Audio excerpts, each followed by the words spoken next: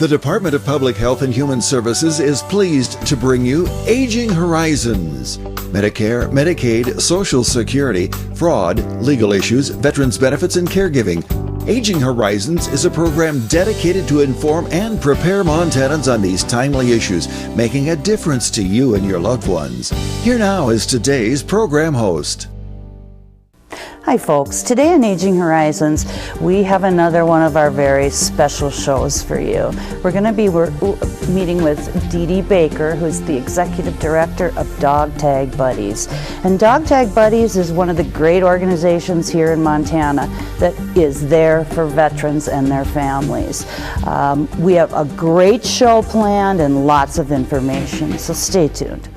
I think the most pleasant surprise when we turned 65 and signed up for Medicare Part B was finding out about our Welcome to Medicare preventive visit. It was free, and it gave us the opportunity to visit with our doctors and establish a plan for our health going forward. They reviewed our medical history, measured our height, weight, blood pressure, and counseled us on other risk factors. To learn more about Medicare's free or low-cost preventive and wellness benefits, call your local SHIP counselor at 800-551-3191. I mentioned it's free, right? Twice. This is Bill. He just received his new Medicare card and is following some simple rules to protect himself from fraud. He knows to never give out his Medicare, Social Security, or bank number over the phone.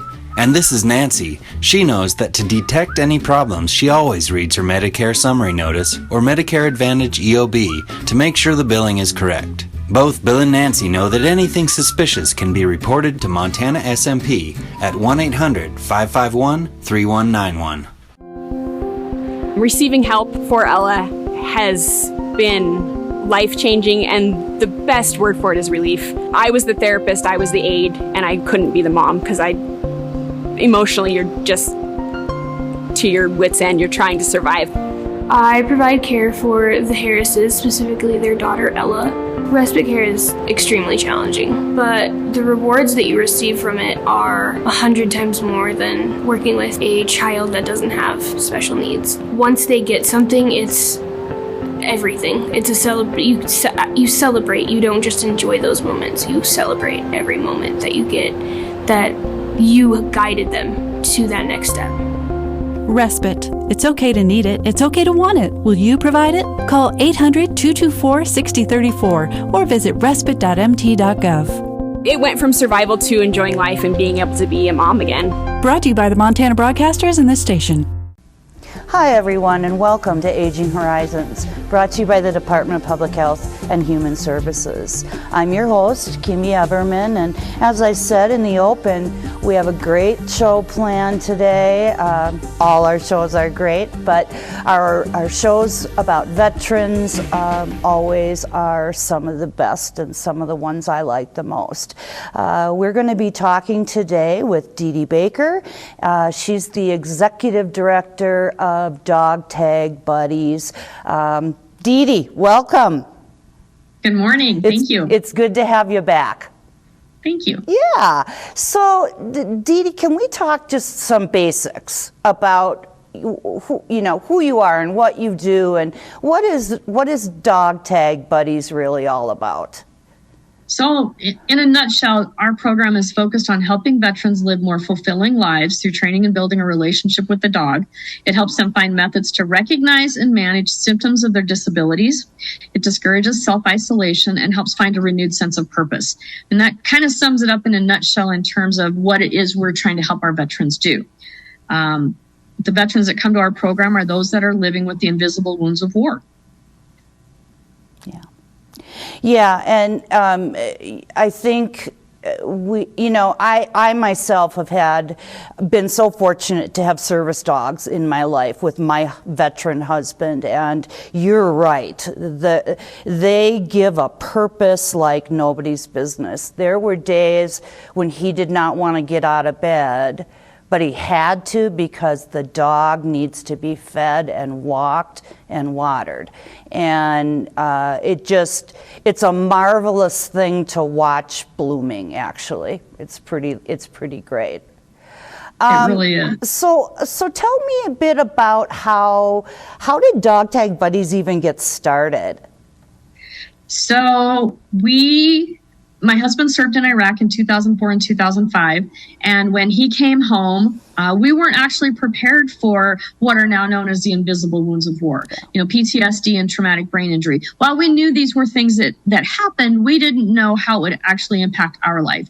My husband had several incidents where he had IEDs explode in very close proximity. But in his words, they all walked away, so they were fine. When they come home, you start seeing changes and you start seeing things that are outside of what we were prepared for. But the one constant that I kept seeing was whenever he was having a rough time, whenever he was having a hard day, he'd come in the house, he'd sit down, and his dogs would crawl up in his lap, and you could just watch him go, Yeah. and it basically just washed it away. And so over a period of time, it wasn't an overnight thing, it was over a long period of time, we finally started talking about how these dogs are making a difference. And initially what we thought we were going to be doing has turned into something entirely different. We thought we would be helping pull dogs from shelters and rescues that had ended up there through no fault of their own, pairing them with veterans, kind of like a dating service for humans and dogs, pairing them up and then just doing obedience training. And what it turned out to in 2014 and 2015 is we started really building what Dog Tag Buddies was going to be. We started talking to veterans and finding out there was such a larger need there. And I had actually reached out to other organizations and nobody would talk to me. The one response I did get was, "You're not a dog trainer, take your toys and go home." And I'm like, I live with a veteran and I see how impactful this can be. So the service dogs for veterans with invisible injuries was a newer type of treatment modality.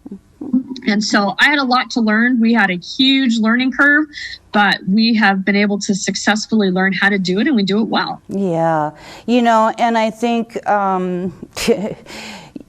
I think that being married to a veteran is the number one indicator that you know what you're talking about, because it's a very unique situation to be in. Even though, and I'm glad you said, you mentioned the traumatic brain injury, because that's one that we're seeing more and more and more of, and can be very invisible. And all of a sudden behaviors are happening that you never would have guessed out of that particular person because of that. And it's the IEDs, and whether they, it's concussive kinds of stuff, and it's all that's causing so much problem, that I'm sure having that dog does wash away sort of the anxiety and the stress of it. And you hit on something real key about, for us, it's not just about training a dog to help mitigate the signs and symptoms of a disability. It's about giving these veterans a new mission, giving them an opportunity to come into a space and connect with other veterans. And that to me was really important. So we use what's called the community training model, which means once the veteran and the dog are paired up, they go through the training together as a team. And we really wanted that model because what we were seeing was veterans were the self-isolation. Like, I can't go to the grocery store. I can't go to my kids' events. There's too many things out there that are challenges for me. So how do we help them navigate and move through that? The service dog is the way to do it, but getting them to that point, it takes us 1.5 to 2 years to fully train these dogs. So these veterans are required to come to class every week. They get to connect with other veterans. So it doesn't matter what era you've served, what gender you are, what branch you've served. When you come into a space like this, you start building relationships and bonding over a shared experience, which in this case is training a dog. Yeah. And trust me when I tell you, it's incredibly humbling to train a dog. Yeah.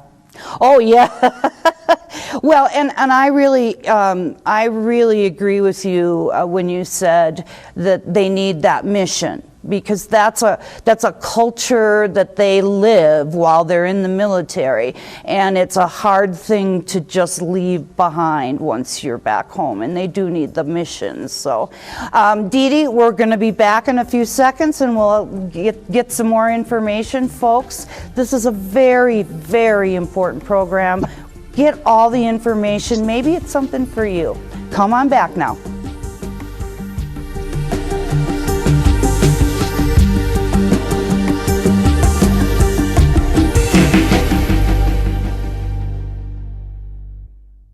With as many as 1 in 10 Americans at risk for Alzheimer's or some other form of dementia, chances are someone you know and love will receive that diagnosis. When that happens, you may well feel devastated, but know that you are not alone. Help is available. You don't have to face dementia by yourself. Call the free 24/7 Alzheimer's Association helpline, 800-272-3900, for guidance and support. It's been 27 years. I never thought I'd still be smoking, but here I am, COPD and all. I'm about to have a granddaughter. There's so much to show her, but I'm scared I won't be able to keep up like I used to. I kind of gave up on myself on quitting. But it's different now. I want to be here for her and for my daughter. Every generation produces heroes, men and women who step forward to defend our country in time of need, no matter the personal cost to themselves. And though we can never fully repay them, we can make sure they have access to low-cost, long-term care when they need it. That's what Montana's Veterans Homes are all about. If you've got a hero in need in your family, call us. We can help. Sergeant Jones. Please respond. I was separated from my squad. Requesting backup. Anyone? Please respond. I'm all alone here.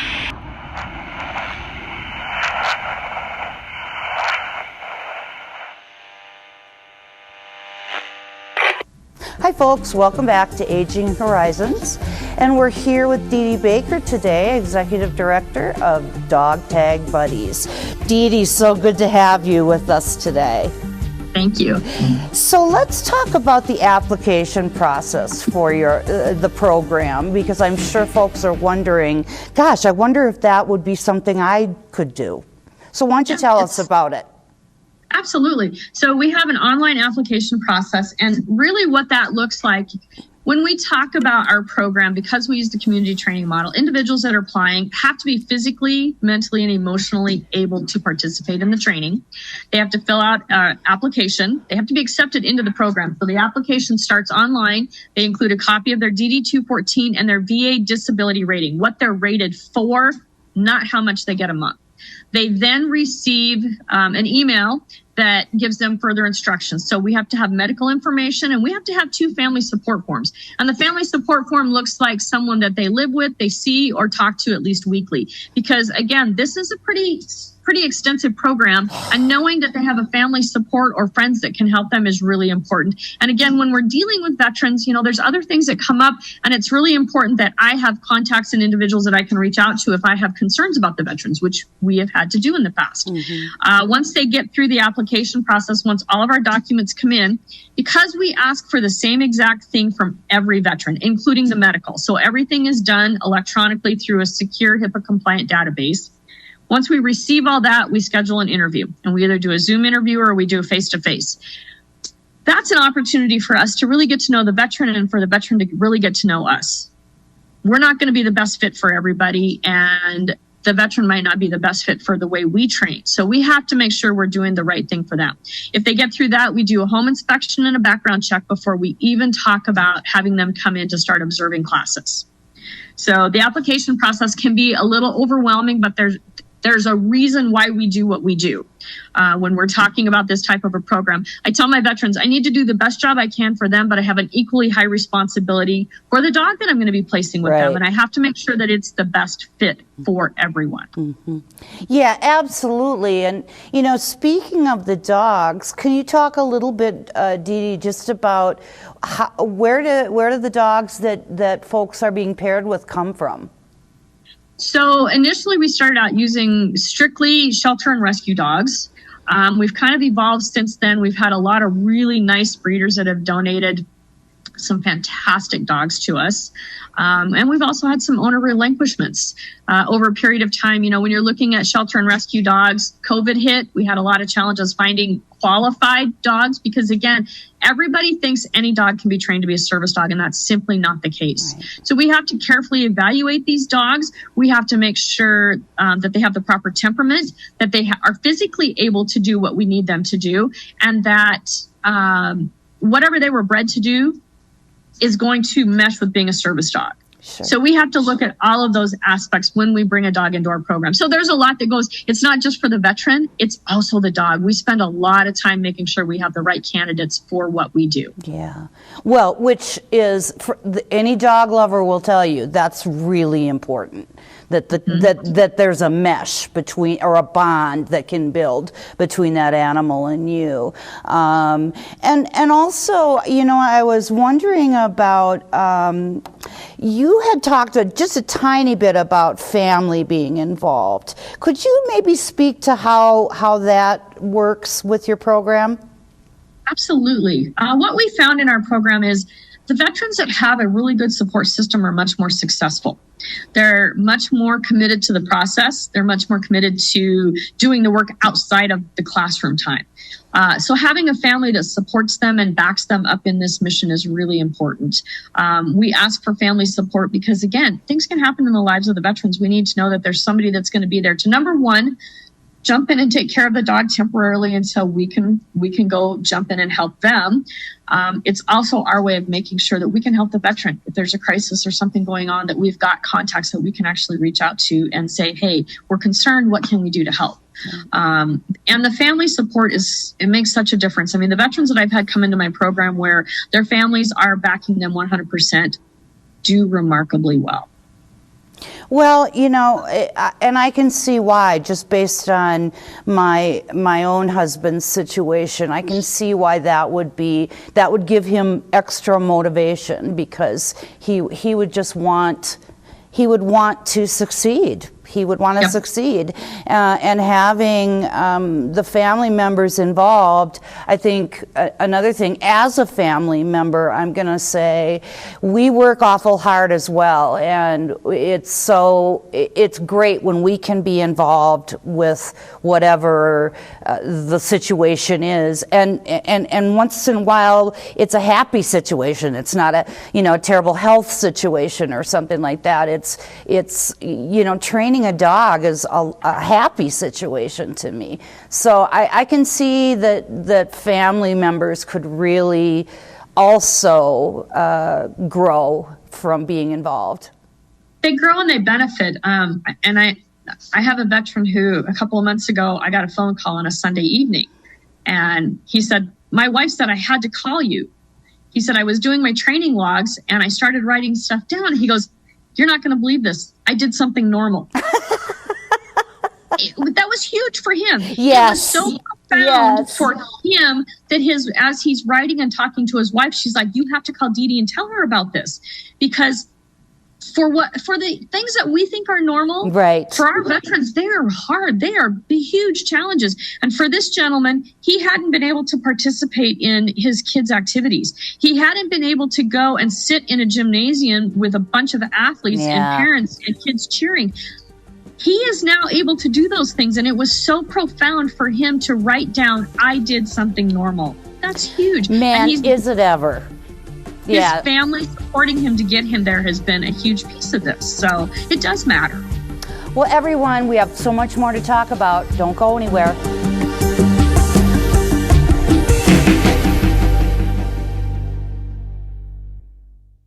You've probably seen some big-name celebrities on your TV lately talking about all the Medicare benefits you're missing out on. But the insurance companies who are paying for these ads may be pushing benefits not available in Montana. Fortunately, help is available from a friendly state health insurance assistance program counselor who can help you sort it all out. It's free, and we screen everyone for eligibility regardless of your zip code. It's Montanans helping Montanans. Call today.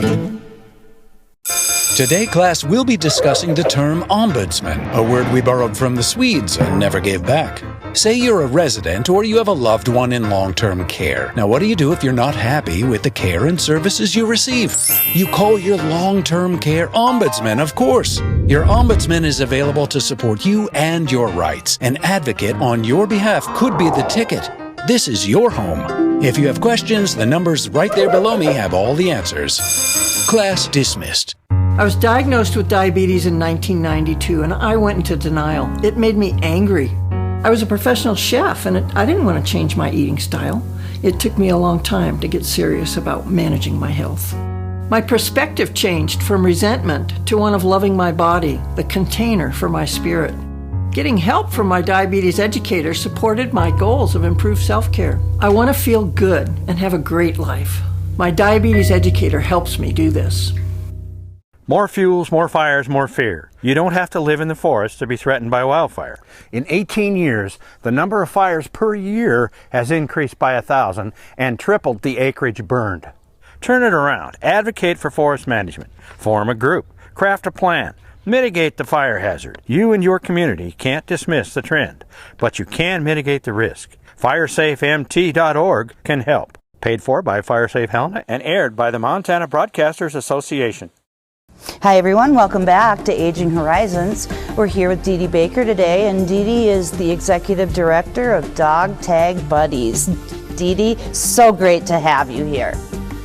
Good to be here, thank you. So we've talked about why it's an important program, and we've talked about the application process. Let's talk about some of the real nitty-gritty, which is the costs, the commitment to the whole thing, and just sort of how and where you serve in the state. You are based out of Billings, but it sounds like you can maybe help folks more around the state. Why don't we talk about just, like I said, some of that nitty-gritty? Okay, so when we look at training a service dog, because they are so they're specialized trained, they're trained to mitigate and assist an individual with disabilities with their activities of daily living. So training is pretty extensive. It takes us 1.5 to 2 years, and it costs approximately $23,000 to fully train these dogs. And everything we do is at no cost for our veterans. So we work on donations and grants. That's how we operate. For our veterans, our services are provided at no cost to them. We've also figured out ways to remove barriers so veterans can participate. And by the way we've done that is I have trainers located in different areas throughout the state, with the idea being a veteran doesn't have to travel further than 2 hours one way to participate in training. So I've got trainers located in the Flathead Valley, the Bitterroot Valley, the Helena, Great Falls area, Bozeman, Billings, and the Highline. So we've got 7 different areas where veterans can actually go to participate in training. We're looking at eventually having trainers located in different areas as we grow and expand. But again, that costs dollars to be able to do that. Making sure that we become a presence in these communities. For Dog Tag Buddies, one of the goals that we're also looking at is accreditation. So accreditation as a service dog organization is huge. We're the only organization in the state of Montana that is currently working to become accredited through Assistance Dogs International. We have been candidates since 2020. So for us, everything that we do, I want our veterans to know that we live to high standards. Yeah. And for the veteran at the end of the day, if they receive a dog from an ADI accredited organization, there's an added benefit to them because the VA will help cover some of their veterinary care. So it is important that we do these things. Okay. Thank you, because I was going to ask you what is so big about having that accreditation. And right there, the very first thing is that the VA can help you with some of the costs. That's awesome.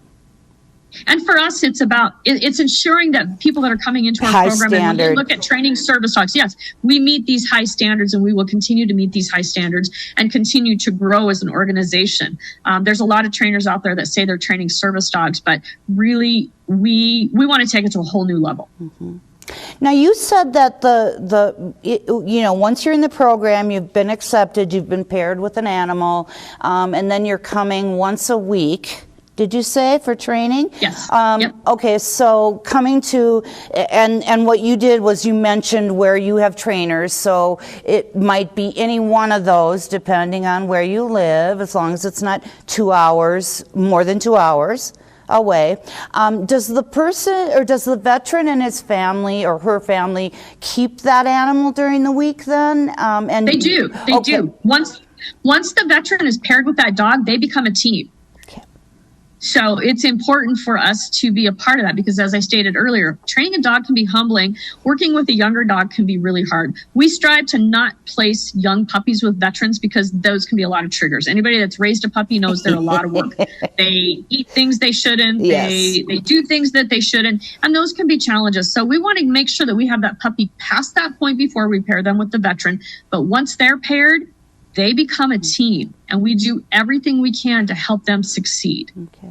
Yeah, and I think, your point about not every single dog can rise to the occasion here, and that doesn't make them a bad dog. But I think about my own emotional support dog, who's got way less training than a service dog. It's not even in the same universe, and it can be difficult to keep them on the straight and narrow. And so it would seem to me that once a week support would be awesome for just, I had a problem with this week, Dee Dee. What should I do about it? And then sort of be able to work through whatever issue there might be. And we actually go a step beyond that. So we have a closed Facebook group for our teams to utilize. We also have myself and my trainers are always in contact with them. They all know all they got to do is send us a text or give us a call. If there's a challenge, something you're not sure about, if there's a medical condition, something that they don't know how to handle at that moment, we are just a phone call or a text message away. Making sure that we provide that ongoing support is huge. Mm-hmm. Yeah, because I think it's very, very clear that we can't just give someone the mission and then drop them off the cliff and allow them to just, flounder, because that means you're not going to be successful. At least it does to me. So, Dee Dee, we have 1 minute. Anything really, really important on your heart that you'd like to say before we go? If people are interested in learning more, they can check out our website for veterans that are looking to apply. Again, we're always just a phone call or a text message away. And if there's individuals out there that are looking to support us, same thing. We've got a website. Making sure that we can help our veterans across the state is more important to me than I can ever imagine. I never knew it would be this important. Freedom is not free. No. Freedom is not free. So, and we thank you, Dee Dee, or I thank you for your service, because you're every bit the veteran as I feel I am. So thanks so much for being with us today, and hope you'll come back soon and tell us some more about your program. Thank you. I appreciate it. And folks, remember, this is something that might be for you. And if it is, check it out. Look at the website, give a call. They'll be happy to speak with you, and maybe you'll end up with a great service animal. For Aging Horizons, I'm Kimmy Everman, and thanks for being with us.